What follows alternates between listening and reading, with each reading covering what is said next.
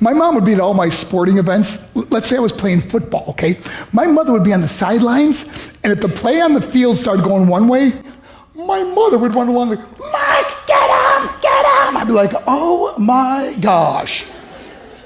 I'd get in the huddle with the other guys. They go, Mark, is that your mother? I go, no, I never saw her before in my life. See, the greatest gift my mother ever gave me, she believed in me. I have overdosed on drugs on 3 occasions where I should have been dead. But I believe I was kept here for a reason. You show me your friends, I will show you your future. How do I know this? I hung out with losers, and I became the biggest loser of them all because I gave up everything I dreamt about as a little boy because of who I chose to surround myself with. My friends would drive me home at 2, 3, 4 in the morning. We'd be drunk and high, laughing in the car. We'd pull up in front of my house in New York. They go, Mark, the light's on. I go, oh man, my mother's up. See, my mom wouldn't go to bed until she knew her son was still alive. I'd walk in, she'd say, hi, Mark, how was your night? I go, it was good, Mom, I'm just gonna go to bed. She goes, can I talk to you for a minute? I go, Mom, I'm tired, I'm just gonna go to bed. She goes, Mark, I haven't seen you all day and all night. Can I please talk to you? I said, man, just leave me alone. You bug me. I'd slam my bedroom door on the one person who believed in me. I was on a worldwide tour and we were wrestling overseas in Japan. After my wrestling match, I went upstairs in my hotel room and I fell asleep. There was a knock at my door at 3 o'clock in the morning. I got out of bed and I looked through the safety window and I could see it was a Japanese promoter. So I opened the door and he said, Mark, you need to call home. There's been an emergency. I went and got on the hotel room phone. I called back to the United States. I said, hey, what's going on? They said, Mark, I don't know how to tell you this. I said, just tell me what happened. All of a sudden they started crying. They go, Mark, I can't tell you. I said, just say it. They said, Mark, your mother died. I just threw the phone down. I ran out of my hotel room.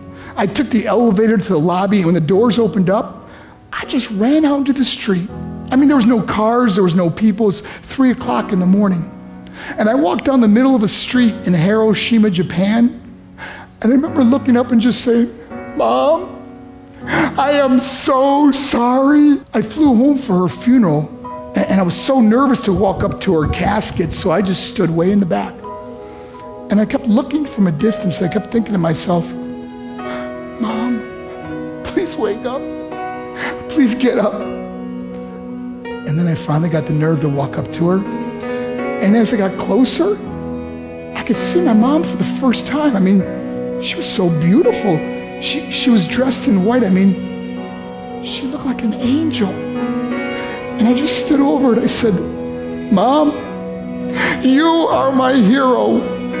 Everything I am, everything I hope to be was because of you.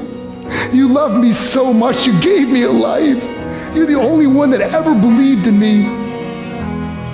How did I repay her? By getting drunk, by getting high, by getting stupid, by hanging out with losers? For what? All she ever wanted to do was talk to me. I wish I could talk to you now, Mom. I wish you could see what I'm doing. Why couldn't I have been a better son? We are defined by our choices. But if you surround yourself with people involved in drugs and alcohol and pills, it's a dead end. I'm not here to preach to you. I'm here to tell you I lived that life. It leads to broken hearts, broken relationships, broken dreams, and death. For what? To get high? If you have a mother or a father, when you go home, tell them how much you love them. See, my whole life was about being rich and famous. I had to be a millionaire. I had to win the race. I had to win the race at the expense of my marriage, my family, my friends. For what? To be all alone in the world? I learned what is truly important, and that is how precious this gift of life is, and our families, and how quickly it can be taken away.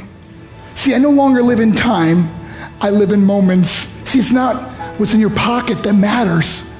It's what's in your heart that truly matters. Love Love is just a word until somebody comes along and gives it meaning. You're the meaning.